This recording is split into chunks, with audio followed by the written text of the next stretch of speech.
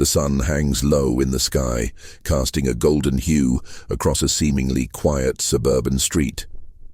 The town appears peaceful, but for DeAndre, a 28-year-old black man, the tranquility of his surroundings is always shadowed by the tension in his chest. His van hums softly as he grips the steering wheel, aware that any moment could unravel. His thoughts are consumed with the familiar sense of anxiety, a fear that has followed him through every corner of his life. As he approaches the intersection, the red and blue lights flash behind him. His heart skips a beat. He knows this could escalate quickly.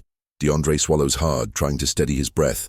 He's seen it too many times before, the sharp end of a system that doesn't see him for who he truly is, but as a problem to be managed, controlled, maybe even feared. He's been stopped before many times, but each time the fear is a little more palpable. Each time, it's a reminder of how little room there is for black men in America to exist without being suspicious, without being the target of someone else's assumptions. DeAndre pulls his van to the side of the road. The tires, crunched against the gravel, he feels the heat of the moment, a silent storm gathering in his chest. His hands are clammy on the wheel as he watches the officer approach in the side mirror. Officer Malone. The name itself sends a chill down his spine. It's not just the uniform, but the presence that comes with it. The way Malone's eyes lock with his, expectant, unrelenting.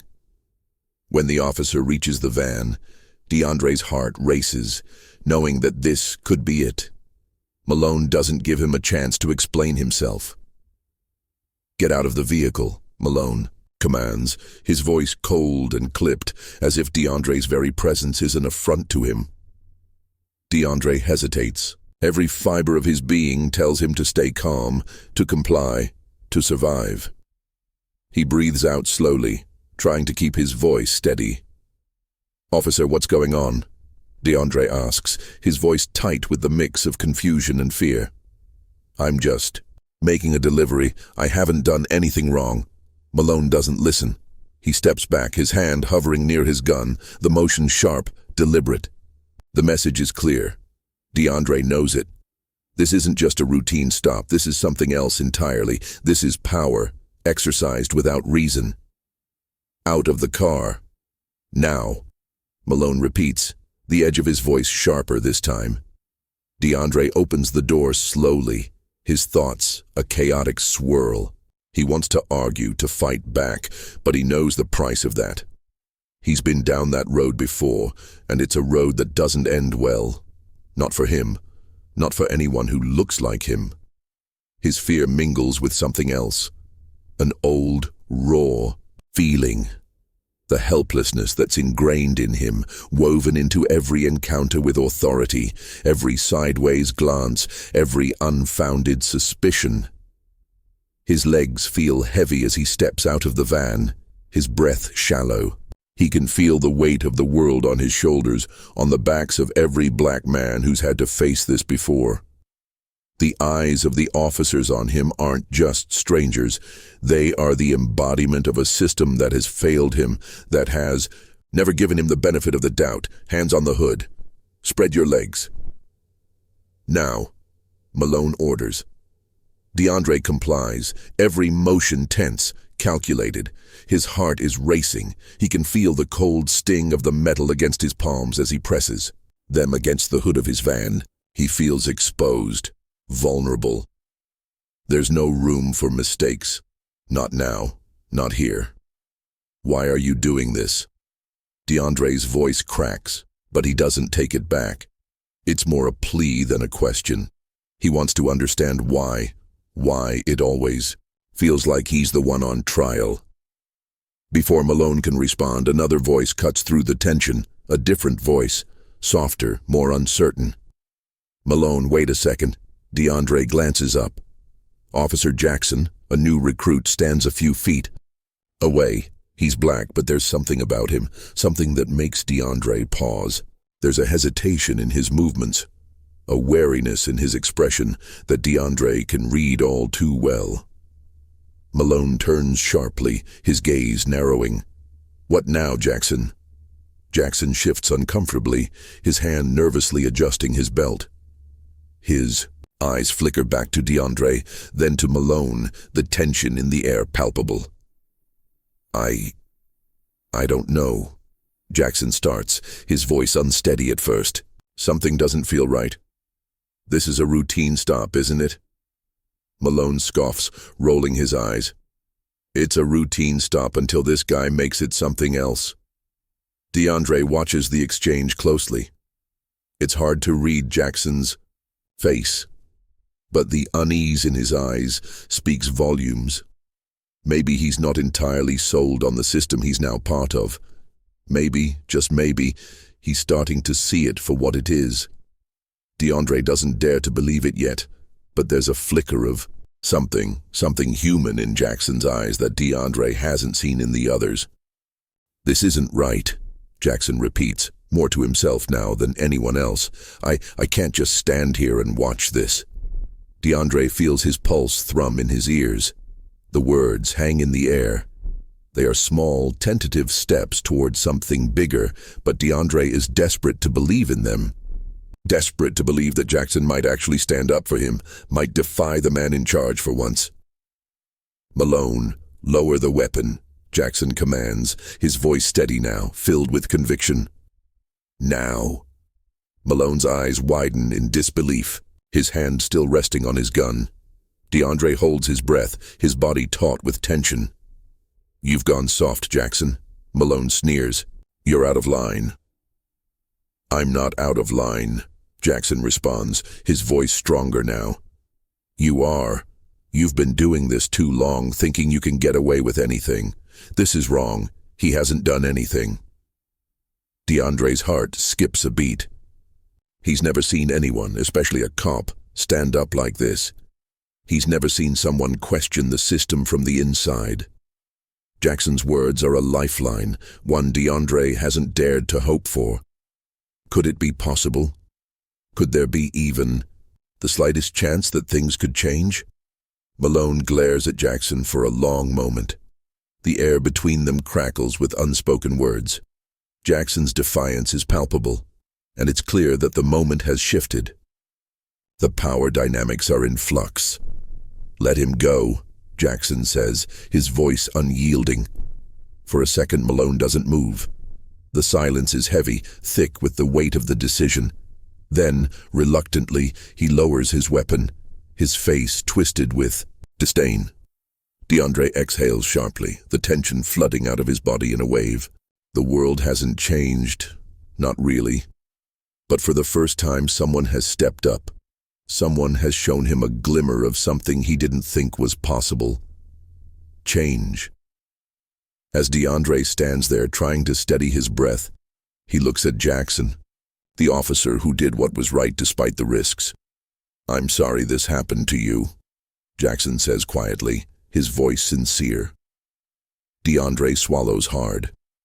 He isn't sure if Jackson's words will make a difference, but for now, it's enough.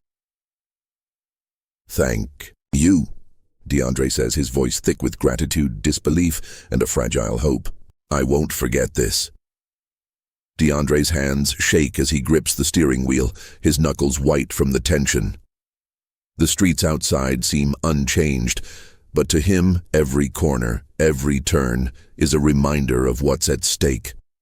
He's seen it happen before, too many times, watched the way people like him are treated with suspicion, simply for existing. This town might look peaceful, but beneath the surface, the air is thick with judgment. He sees the flashing lights in the rearview mirror. His heart sinks. Another stop. He swallows the lump in his throat, forcing himself to stay calm, but the fear is there, wrapping around his chest, making it harder to breathe. He pulls over, the gravel crunching under his tires, the familiar drill, hands on the wheel, windows down.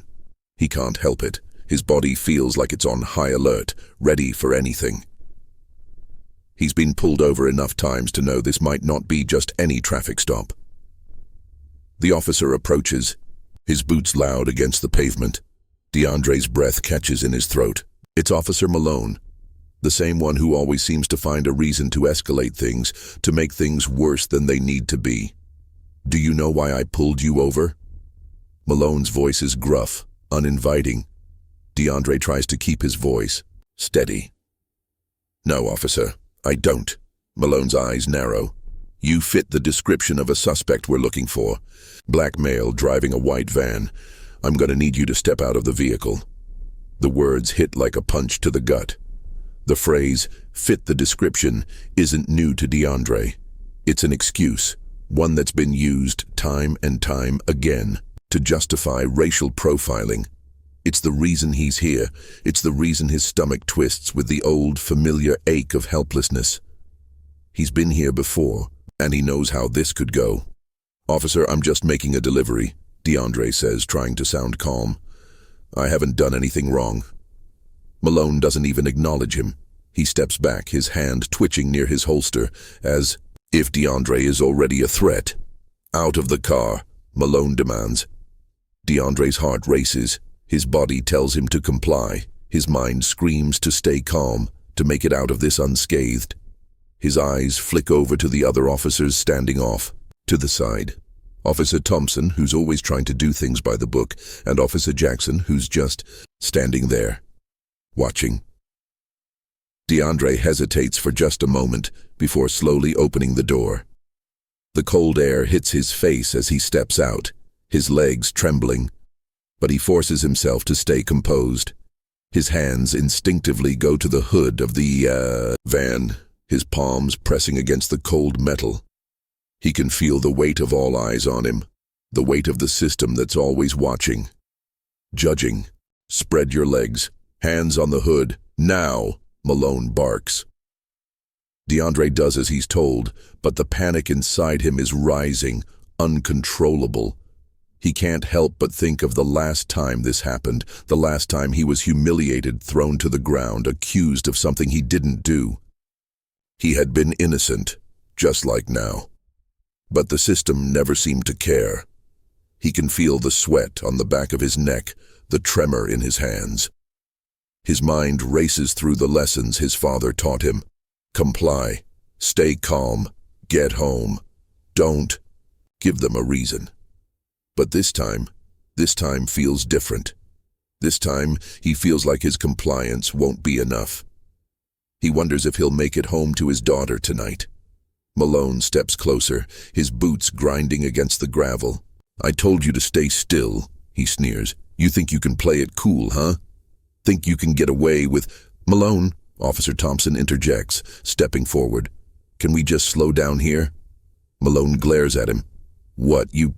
want to baby him now? He's guilty of something. I didn't do anything.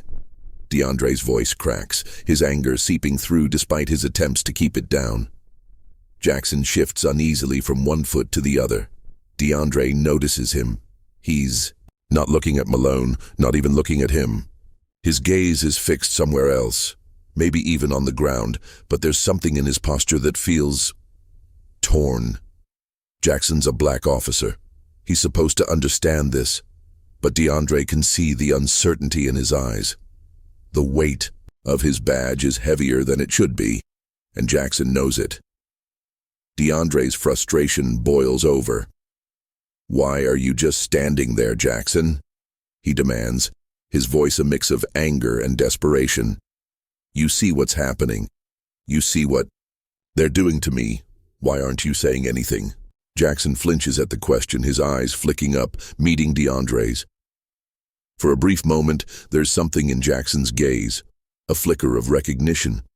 A recognition that just maybe DeAndre's not just a suspect to be processed.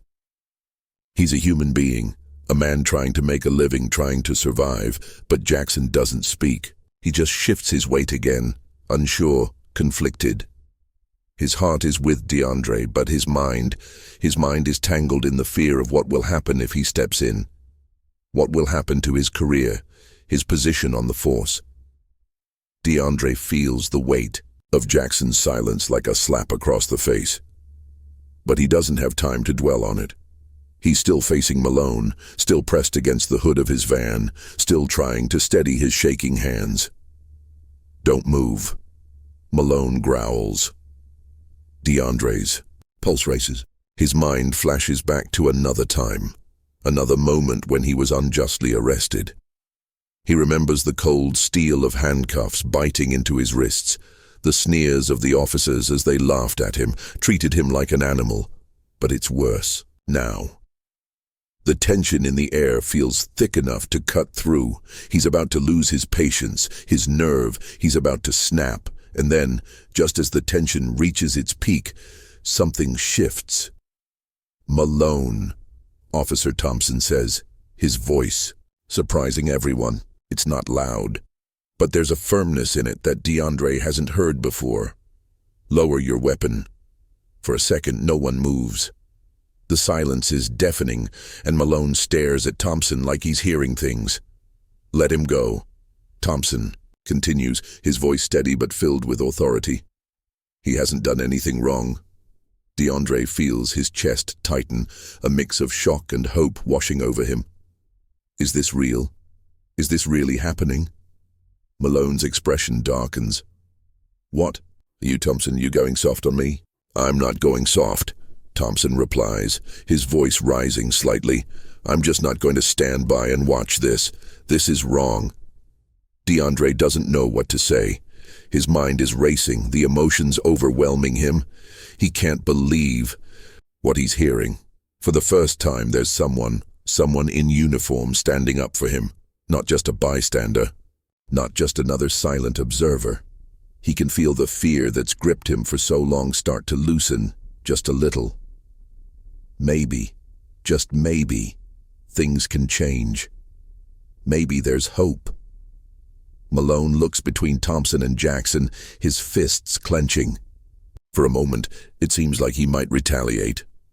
But Thompson stands firm, and after a long, drawn-out silence, Malone huffs and lowers his weapon. DeAndre exhales sharply. His whole body feels like it's been holding its breath. It's not over, not yet. But for the first time, he feels like someone sees him, someone's fighting for him, and that, in itself, is a victory. The air is thick with tension, a quiet that feels anything but peaceful. DeAndre's breath comes in short bursts, his pulse quickening with every passing second. His hands are still resting on the hood of his van, the cold metal biting into his palms. The gravel crunches under the weight of the officers' boots as they move around him, their presence like a weight pressing on his chest. "Stay still," Officer Malone barks, his voice dripping with hostility.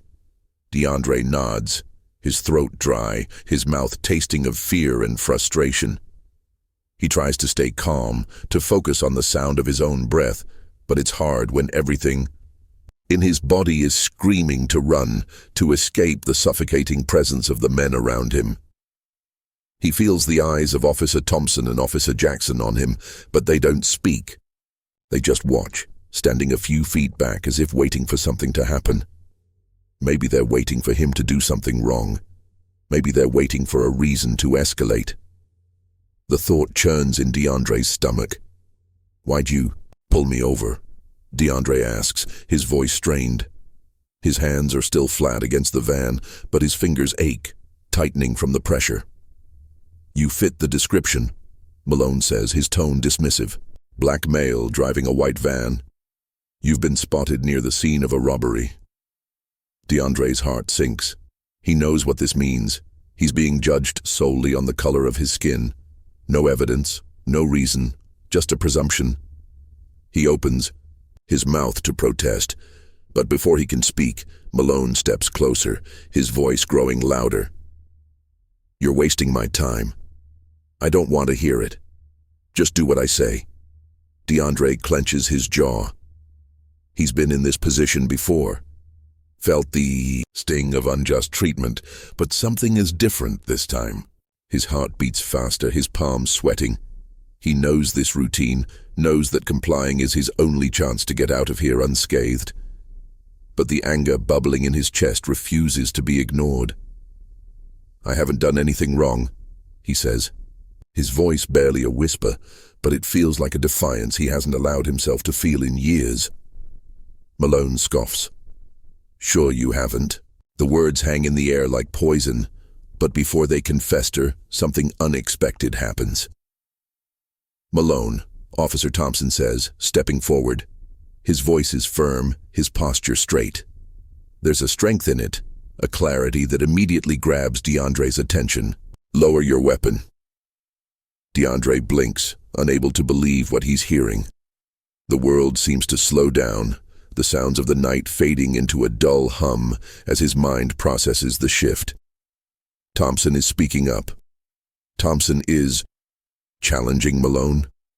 The shock is palpable in the air. DeAndre can't help but stare at the officer, unsure if he's dreaming.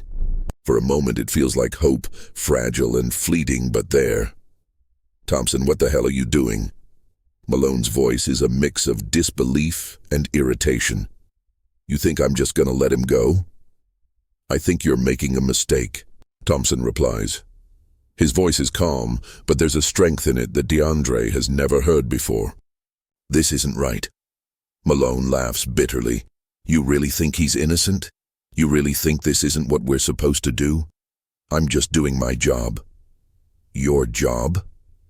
Thompson's voice rises, the disbelief evident. "Your job is to serve and protect, not to blindly follow your biases. This man hasn't done anything wrong." The silence between them is deafening. DeAndre watches, his heart thudding in his chest as the words sink in.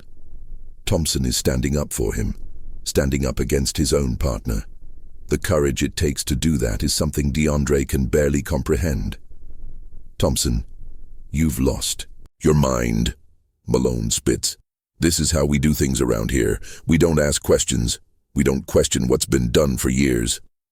"No," Thompson says, shaking his head. "We don't have to keep doing things this way. This isn't justice. This is prejudice, Malone. And it needs to stop." For a moment it feels like the whole world is holding its breath. The tension between the two officers crackles in the air, heavy and uncomfortable. Malone's face turns red with fury, but he doesn't move. He stands frozen, his hand still hovering near his holster, but he doesn't draw his weapon. Not yet.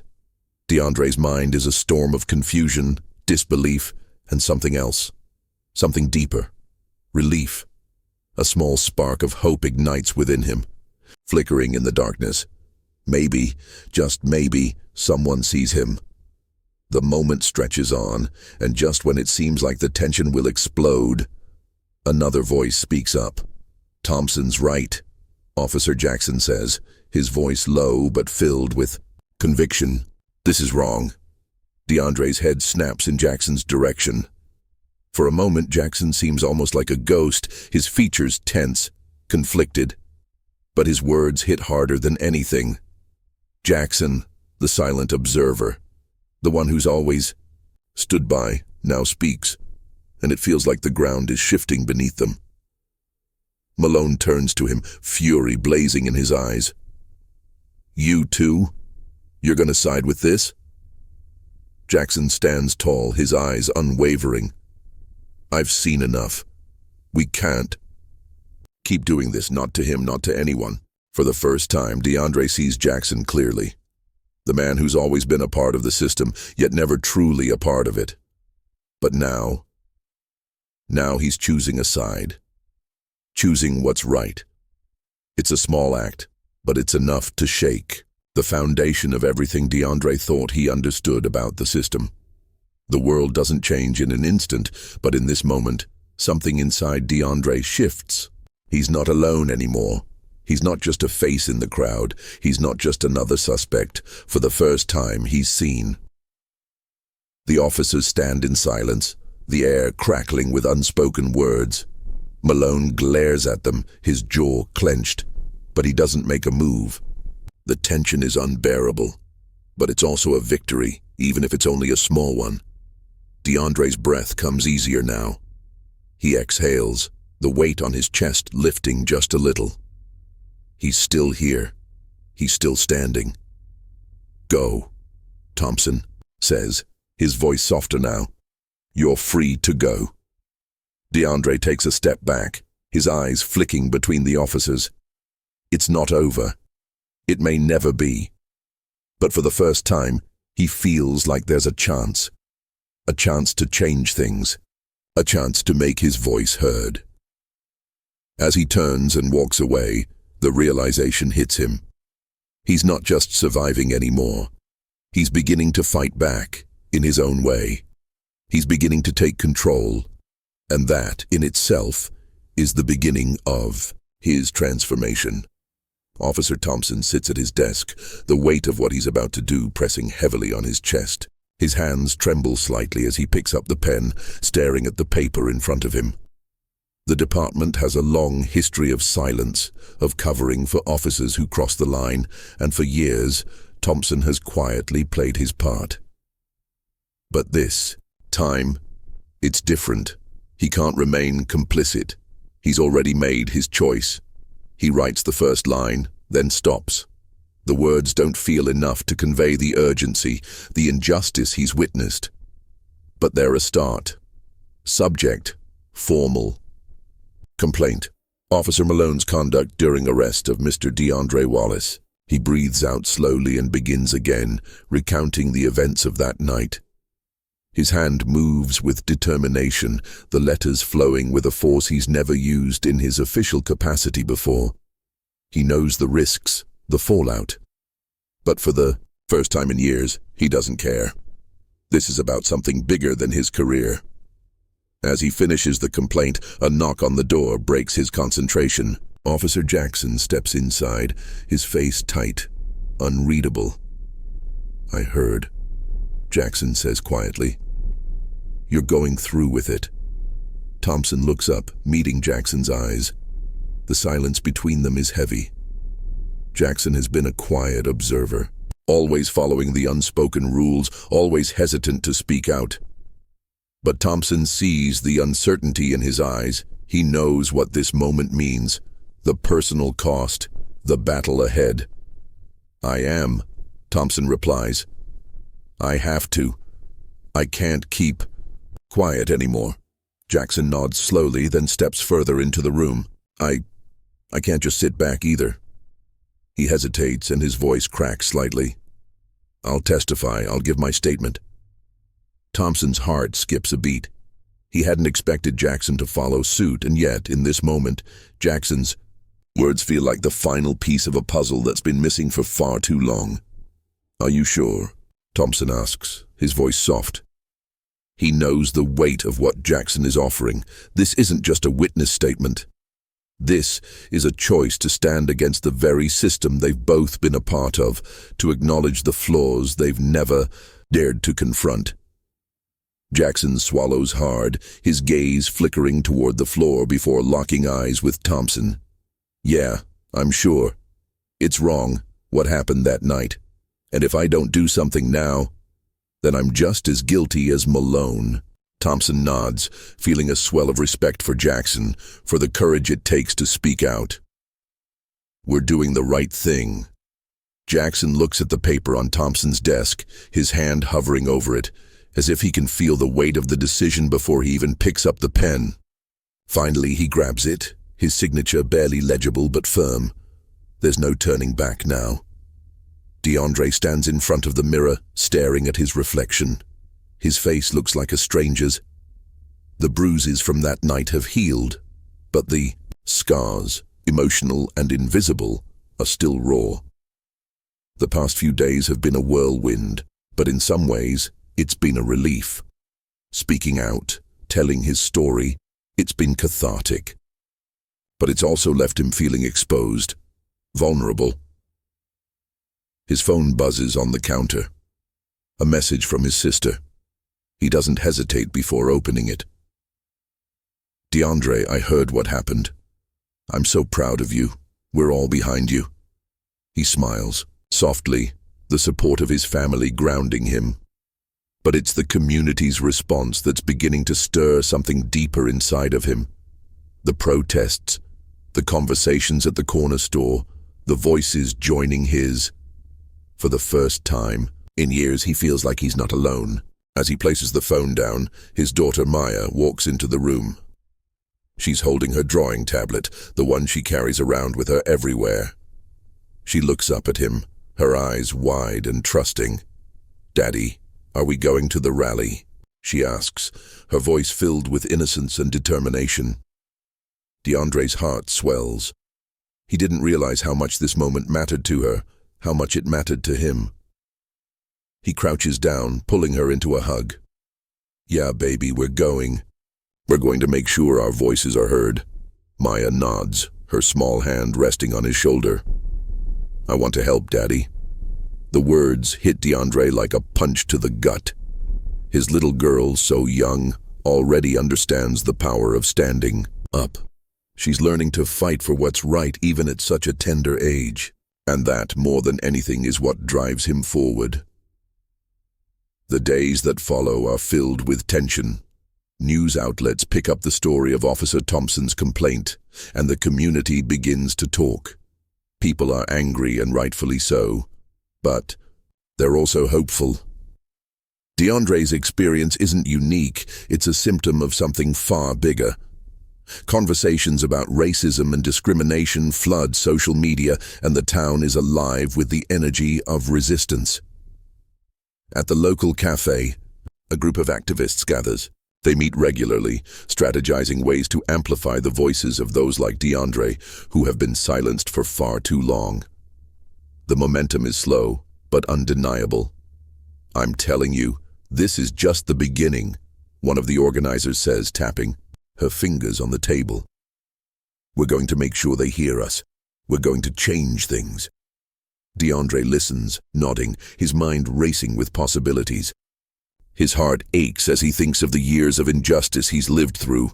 But there's something in the air now, something different. Hope. And as they talk about the next rally, the next step, he realizes that this fight, this movement, isn't just about one incident. It's about the future, and for the first time in his life, he's a part of something bigger than himself. The day of the rally arrives, and the streets are filled with people.